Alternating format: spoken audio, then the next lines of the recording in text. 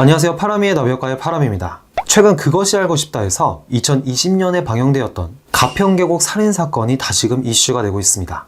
피해자인 이 씨는 과거 신동엽의 러브하우스에 출연해 어려운 사람에게 베풀고 싶다 라고 말하며 많은 이에게 감동을 주었지만, 의혹이 만약 사실이라면 이 소녀는 커서 8억 원을 노리는 보험 사기꾼이자 살인자가 된 것입니다.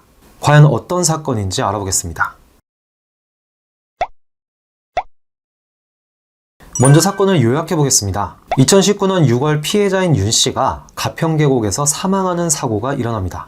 가평경찰서는 이를 사고로 내사종결 내렸고, 이대로라면 피해자인 윤 씨의 아내인 이 씨는 약 8억이라는 사망보험금을 받게 될 수 있었습니다. 하지만 보험회사에서 고의성을 이유로 지급을 거부했고, 이 씨는 이를 각종 커뮤니티와 카페에 억울함을 호소하며 글을 올려 공론화를 시도했습니다. 그리고 2020년 3월 보상금을 받지 못했다고 이 씨가 직접 그것이 알고 싶다 취재팀에 연락을 합니다. 제보 이유는 보험사 갑질로 돈을 받지 못했다고 제보를 한 것입니다. 그리고 그것이 알고 싶다 팀은 이 사건을 취재하는 중 피해자 아내인 이 씨와 내연남인 조 씨가 보험 사기를 노리고 만들어낸 사건이 아니냐는 의혹을 제기했고, 이 씨는 자신의 의도와 달리 불리하게 돌아가자 방송 금지 처분 신청을 했습니다. 하지만 그것이 알고 싶다 팀은 몇 가지 조건을 달고 방송을 하게 됩니다. 이후 이 씨는 소송을 제기하기도 했지만 재판부는 보도 내용이 진실임을 인정했습니다. 이것에 많은 사람들이 공감을 했고, 검찰도 재수사에 들어가서 조사하는 중 피해자인 이 씨와 조 씨가 도주하여 사라진 사건입니다.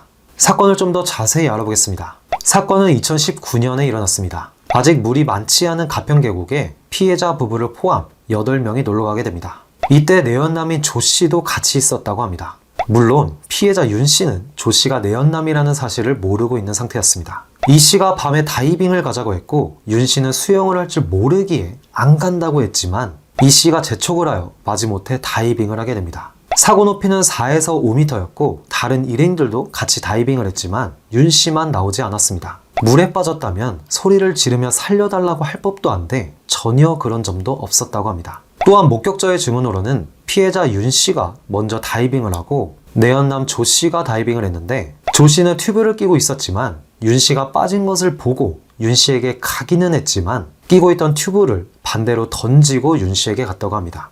즉 피해자 윤 씨는 수영을 할 줄 몰랐지만 아내가 부추겨 다이빙을 했고, 다이빙 이후 바로 구조하지 않고 방치하여 익사로 사망하게 된 것입니다. 피해자 아내인 이 씨는 윤 씨를 만나기 전 어릴 때 낳은 10살짜리 딸이 있었는데, 이 딸을 친정에서 키우고 있는 상태였는데, 남편이 사망한 지 얼마 되지도 않았는데 태연하게 놀러 다니고 딸과 함께 해외여행도 다니는 태연한 모습을 보여주었습니다. 현재 언론 보도에 따르면 2022년 12월 살인과 보험 사기 방지 특별법 위반 미수 혐의를 적용받아 의정부지검 고양지청으로 불구속 송치되었으며, 해당 지청에서 피의자들 주거지 관할인 인천지검으로 사건을 이송하였고, 인천지검은 2021년 2월 전면 재수사에 착수했습니다. 이어 검찰은 9개월간 용의자의 집을 압수수색 및 3차례의 현장 검증을 했으며 관련자 30여 명을 조사했다고 합니다. 그리고 이 씨와 조 씨는 2021년 12월 13일 처음 검찰에 출석 후 조사를 받았고, 다음날 이어지는 2차 조사를 앞두고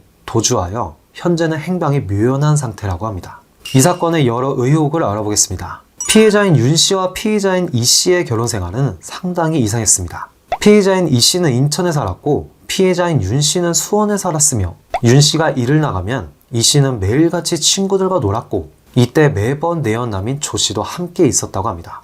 그리고 남편인 윤 씨가 사망하고 이 씨는 이상한 행각을 보이는데 장례식에도 참석하지 않았고, 이 씨와 조 씨가 윤 씨의 장례식 날 집에 들어가 컴퓨터를 들고 나오는 모습도 포착할 수 있었습니다. 그리고 피해자 윤 씨는 파산 신청을 했었다고 합니다. 6천만 원이라는 적지 않은 연봉을 받고 있던 윤 씨는 이 씨의 집에도 돈을 지원하고 다수의 전세 매매를 위한 대출을 받았습니다. 그 집에는 이 씨의 친구가 살았고, 이 때문에 1억 3천만 원이라는 빚을 지게 되었고 결국 파산 신청을 하게 되었다고 합니다. 또한 이 씨의 남편 살해 시도는 이번이 처음이 아니라는 의혹입니다. 이 씨는 2019년 2월 강원도 양양군 한 펜션에서 피해자에게 보고 정소와 피 등을 섞은 음식을 먹여 살해하려 했으나 치사량 미달로 미수로 그쳤고, 2019년 5월 경기도 용인 낚시터에서 수영을 전혀 못하는 윤 씨를 물에 빠뜨려 살해하려 했으나 잠에서 깬 지인의 도움으로 물 밖에 나오면서 실패를 했고, 결국 2019년 6월 사망에 이르게 한 것이라는 것입니다.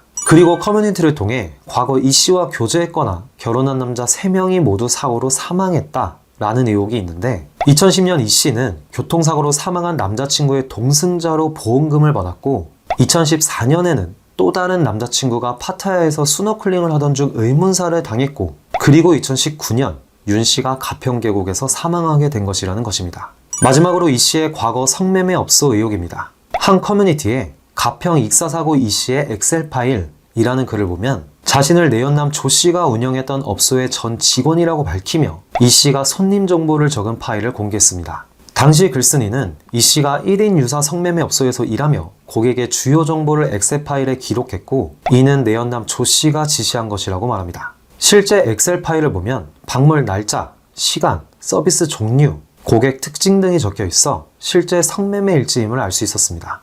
다만 진짜 이 문서를 이 씨가 작성했는지는 아직 밝혀지지 않았습니다. 하지만 과거 중학교 시절부터 이른바 스폰이라 불리는 조건 만남을 수차례 하였고 이에 경찰에 입건된 바 있습니다. 그리고 피해자 윤 씨의 생전 카톡이 공개되며 많은 이들이 안타까움을 표하고 있습니다.